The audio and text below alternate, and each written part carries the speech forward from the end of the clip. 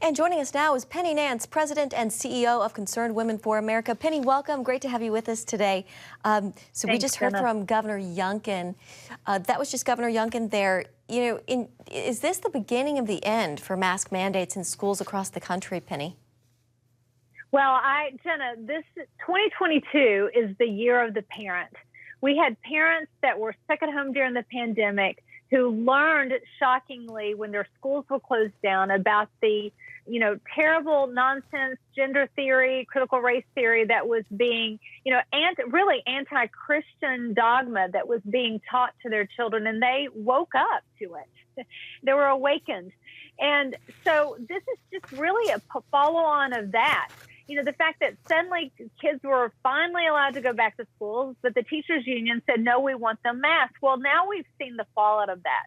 We see kids who are speech delayed, who are having trouble learning, and it's always the least of these. The kids who are in the underserved communities who suffer the most when bad decisions are made at the top. And so parents have awakened and stood firm and elected Glenn Youngkin and his incredible team, our Lieutenant Governor Winsome Sears and Jason Miyares, our Attorney General, and they came in swinging and in Virginia have cleaned up things. But, at Concerned Women for America, we've been leading on this issue. We've been at our school board meetings. This is a key issue for us that we want parents to have control of their children's education. We don't lose our responsibility, our authority, our freedom when we drop off our kids at school. And unfortunately, the left believed that we did. We even have now seen San Francisco changing their position with the recall of some of their school board members. We are seeing a revolution of parents, and it's about time. Penny, I want to switch gears here to talk about the transgender athletes. Leah Thomas formerly competed as a male for the University of Pennsylvania, now swimming as a woman and breaking records. I'd like to get your thoughts on that and what it means for women in sports.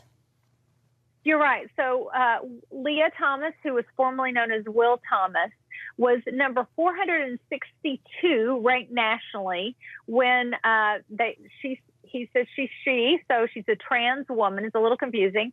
But Leah wants to be called she. So she was 462 when she swam as a man. Now that she's swimming as a woman, regardless of whether you do testosterone blockers or whatever, he is predisposed to beat the women, and he's first. And today, he just broke national records at the Ivy League championships. And this could go to the NCAA championships and very quickly coming up in Georgia. But this is devastating to women's sports. If we're allowing men, biological men, who, by the way, are chromosomally men from the womb, they will take women's trophies. That means they take their scholarships. Even women on the left have linked arms with Concerned Women for America on this point and saying we worked hard for Title IX, for civil rights, for women to have their own sports, our own things, our own safe spaces, domestic violence shelters. Women who are incarcerated deserve to be protected from men, and the left is tearing down all of those barriers. It is, even Swimmers World said this is a betrayal of women. South Dakota is now the 10th state with a law to officially protect female athletes. Penny, does the sports world need to wake up to, what it means to have trans athletes in women's sports? Just a few seconds left.